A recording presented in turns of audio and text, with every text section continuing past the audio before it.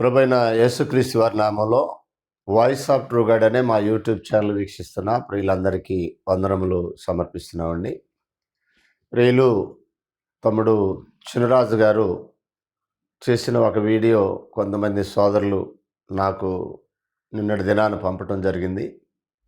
అందులో వారు నా గురించి కొన్ని పరుష పదాజాలాలతో దూషిస్తూ మాట్లాడిన సందర్భం.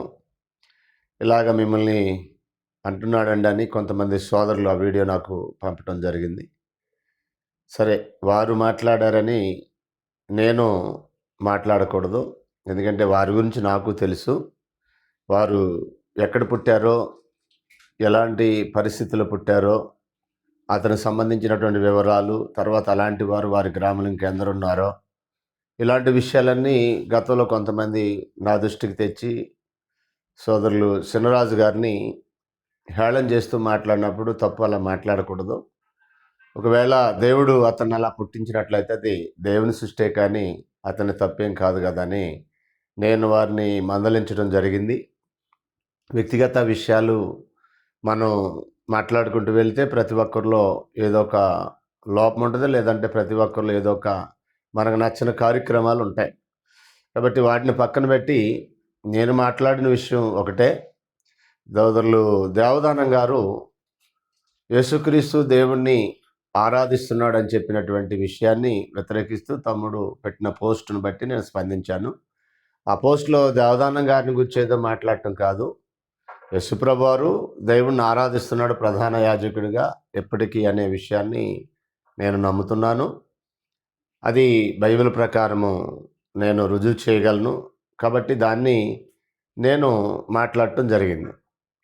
వారు మాట్లాడిన వీడియోలో హైదరాబాద్లో ఉన్న సంఘం 9:30 కూడుకుంటారు, చెన్నైలో ఉన్న సంఘం 8 గంటలకు కూడుకుంటారు, అక్కడ ఇక్కడ ఎలా ఉంటాడనే ఒక విషయాన్ని హేళన చేస్తూ మాట్లాడినప్పుడు, ఆయన సర్వాంతర్యామి యేసుప్రభు వారు, ఆయన దేవుడు, దేవునితో సమానుడు, సర్వాంతర్యామి, అన్ని స్థలాల్లో ఒకే సమయంలో ఉండగలిగిన వాడు అనే విషయాన్ని మాట్లాడాను వాక్యాలు తీసి.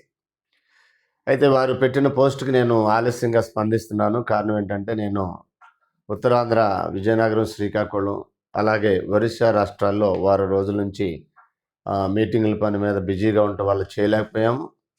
అయినప్పటికీ తమ్ముడు ఛాలెంజ్ చేస్తూ ఉన్నాను, ఆ డిబేట్కి రమ్మని పిలుస్తున్నాను అని అతను అన్నట్టు దాన్ని ఆ పోస్టులు నాకు వచ్చింది, చాలామంది పంపారు.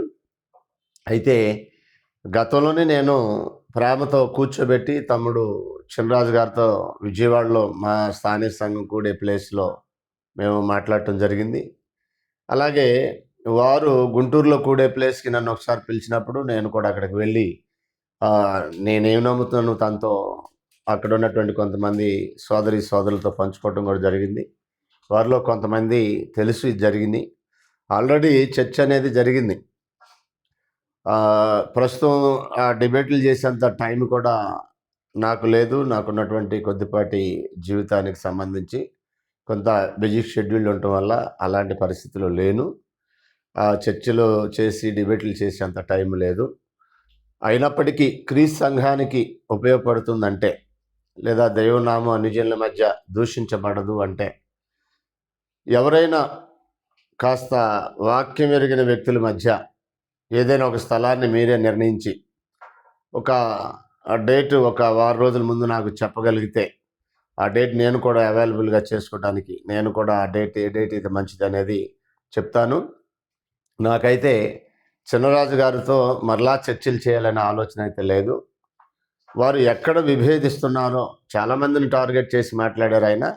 సరే, వారందరిని ప్రస్తుతం పక్కన పెట్టేస్తే, ముఖ్యంగా నన్ను, పురుషోత్తం అనే నన్ను తమ్ముడు చినరాజు గారు ఎక్కడ విభేదిస్తున్నారో ఆ విషయాలు ఒక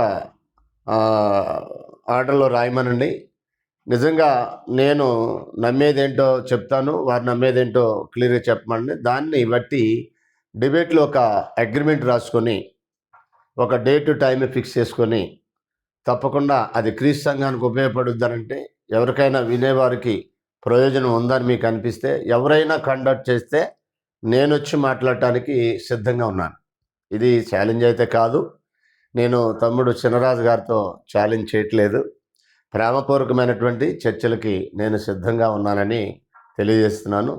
ఆల్రెడీ ఒకసారి మా దగ్గరికి పిలిచి మేము ఆయనతో మాట్లాడటం జరిగింది.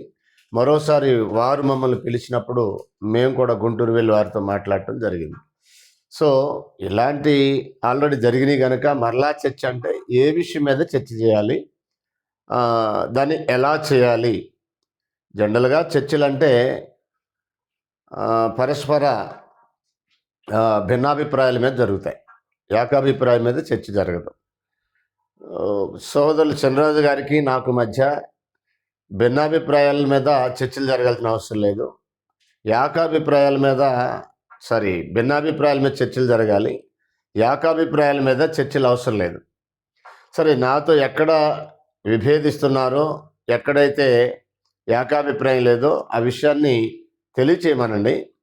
తప్పనిసరిగా ఆ విషయాల మీద ఎవరైనా ఇంట్రెస్ట్ ఉండి ఎక్కడైనా ఒక ప్లేస్లో మీరు ఈ చర్చని నిర్వహిస్తానంటే ఒక క్రమమైన పద్ధతిలో కాస్త వాక్యం ఎరిగిన వ్యక్తుల మధ్య నిర్వహించినట్లయితే తప్పకుండా నేను రావటానికి సిద్ధంగా ఉన్నాను.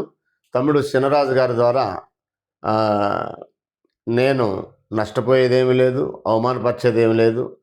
నాకంటే ముందు చాలామంది భక్తులు దూషించబడ్డారు, హింసించబడ్డారు, హేళన చేయబడ్డారు.